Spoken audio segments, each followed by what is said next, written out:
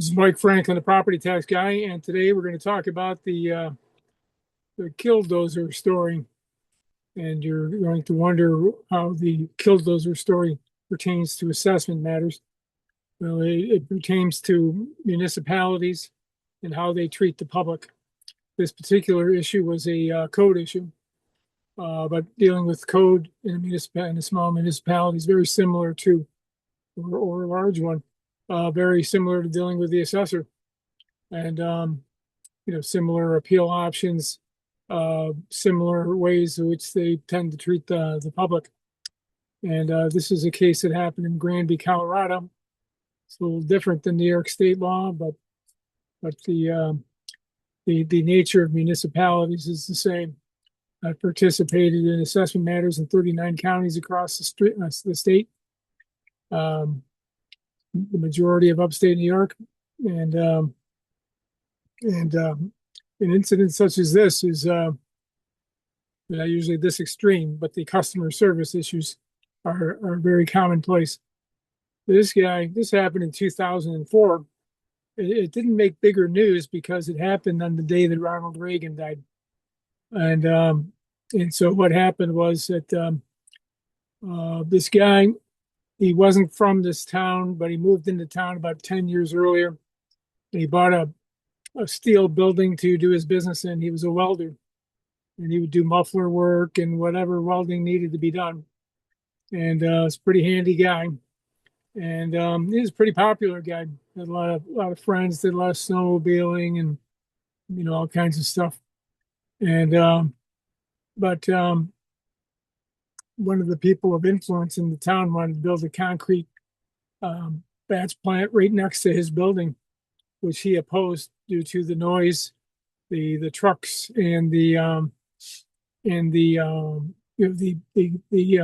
dust from the concrete would form all over his tools, all over his building, all over his customers' vehicles, and it was a problem. And but the guy had the influence, and so they built it right next door to him. And he fought it tooth and nail as best as he could, and but they built it anyway. And then he hadn't been connected to the town sewer. Town built sewers, and they wanted people to connect. Well, it was a long run to meet the system, and it's going to cost him $70,000. This is in 2004 money, actually prior to that. When he only paid $42,000 for the building. And so they kept fining him, for not cooperating. And there were a number of people on the town board who were adversarial to him. And the guy with the batch plant was pretty influential in the town.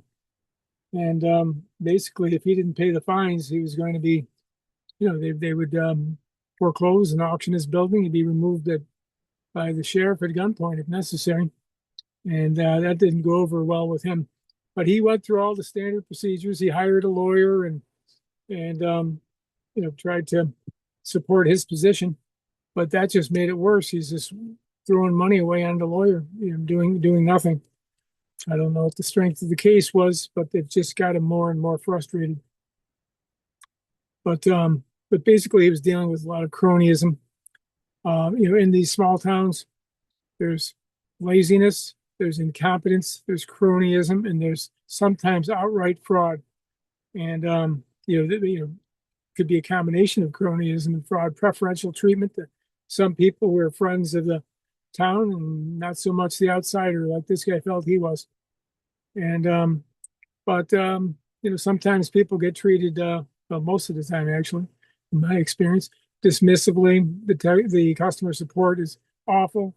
The town employees treat people with disrespect, and they're dismissive, and they don't respond timely, and they basically just blew this guy off until he'd finally had enough, and he welded up this contraption here in his spare time. He put gun ports on it. He put bulletproof glass in the visors, so he could see where he was going. And he did a ventilation system and enclosed it. So they had a a SWAT guy on the roof trying to put a flash grenade down but there wasn't any place to put it, so they couldn't stop this thing. And he demoed half the town. He demoed the town hall, the police department, the judge's house, the mayor's house, the concrete part of the concrete batch building, uh, uh, and some other people on the town boards, places, businesses, the local newspaper. He demoed that building. He really went to town on these people, and all kinds of cops showed up, but they're shooting the thing with 50 caliber rifles and just bounce right off. They would have had to get a helicopter gunship to take this thing out, but they couldn't do that because it was, you can't just send rockets into downtown Granby, Colorado. But anyway, eventually, he spent 2 hours knocking things down. At one point, there was a huge propane facility with some major propane tanks, and he had a 50 caliber rifle inside this thing, and it looked like he couldn't get the angle on it because otherwise he could have blown up half the town. And but that didn't happen, and he didn't go after trying to kill anybody. He just crushed their cars and crushed their businesses, and they couldn't stop him. But in the course of knocking down one guy's building, the basement fell through, and so one of his tracks went kind of partially down in the basement. He got stuck.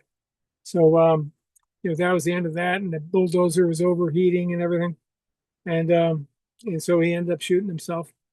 But because apparently he sent the message, and so apparently half the town thought he was a terrorist, and the other half thought he was a patriot.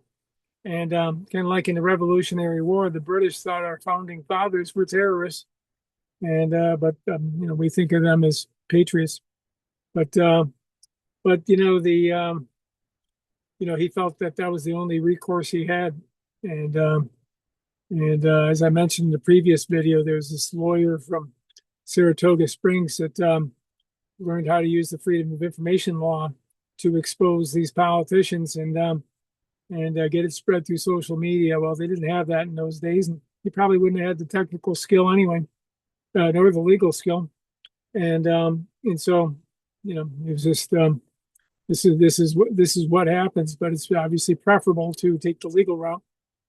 But anyway, he demoed half the town, and he did a bunch of audio recordings explaining his thought process in the course of building this thing, and it's pretty interesting.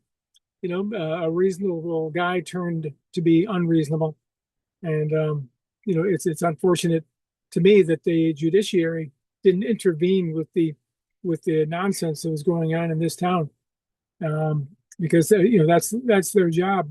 But our judiciary doesn't move very quickly, and it's very expensive to get any justice in this country. And so he didn't feel as though he could get any justice, so this is what he got. But the process and way people are treated this is not uncommon at all. It's just that most people keep their frustrations in their head and have to live with it. They got kids, families, jobs, and they don't have time to fight these battles. And so they just absorb the abuse and think that's just the way it is, and there's nothing you can do about it. Well, this lawyer from Saratoga Springs proved that something can be done about it, and it really encouraged me that we may be able to hold these people accountable and start making them understand that they work for the public, not the other way around. We give them the money, and what happens is, against a guy like this, the town uses the taxpayers' money to hire lawyers to abuse this guy, and he doesn't have the resources to combat that. The town thinks that they're the law, but they're not. The judiciary is, but delayed justice is no justice at all, and so it's really not that surprising that this happened. In fact, what's surprising is that something like this doesn't happen more often. But like I said, what Chris Rock says is that I don't condone what the man did, but I understand, he says, and I do as well. In dealing with these municipalities, we have to participate in our government more and vote out the miscreants, the people that don't understand that they work for us and that we're paying them. And so hopefully people can find a civilized way of handling it. It's probably not the way to go, but he sure made a statement. This is Mike Franklin, the property tax guy.